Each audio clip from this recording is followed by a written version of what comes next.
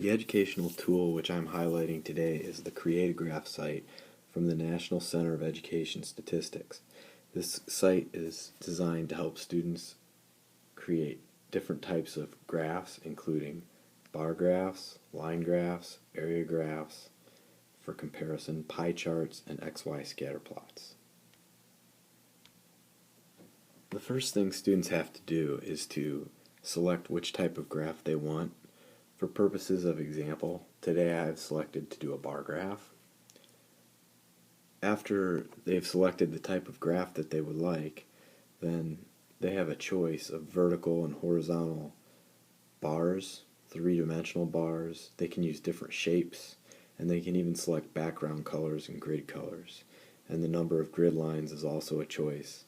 And then little effects like shadows and where they choose to put the legend. Once they've selected their graph and designed the template that they want to use for the graph, then they can just click on the Data tab, and then they begin to enter data, and you can enter as many different data sets as you want. It's your choice. You need to have in mind where you want, what data you want on the x-axis and what data goes on the y-axis, as well as how you want to title your graph. Then any lines can be colored according to your preference, and you can even enter a minimum and maximum data value so that your graph will not be skewed and the entire graph will be used wisely. The next tab is the Labels tab, which allows students to select fonts, colors, sizes, and positioning for their data labels. Once the data labels have been selected, the students can preview their graph by clicking on the Preview tab, and this will show them a picture of how the graph will look.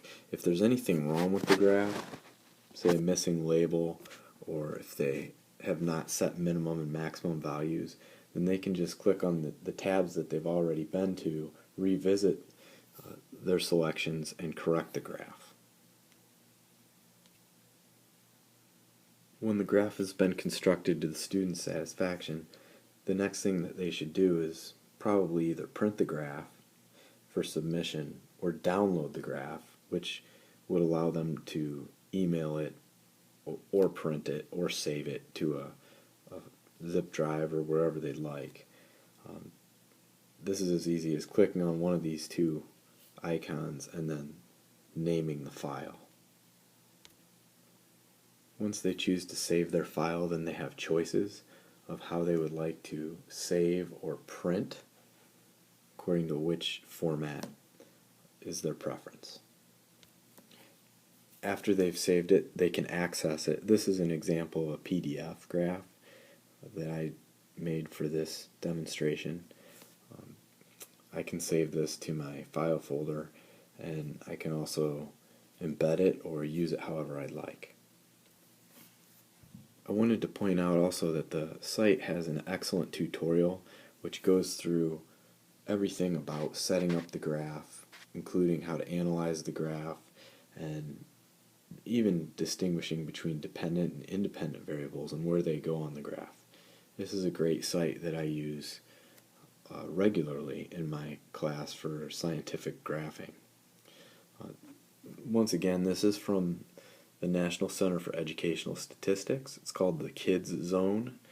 It can be accessed through the nces.gov website.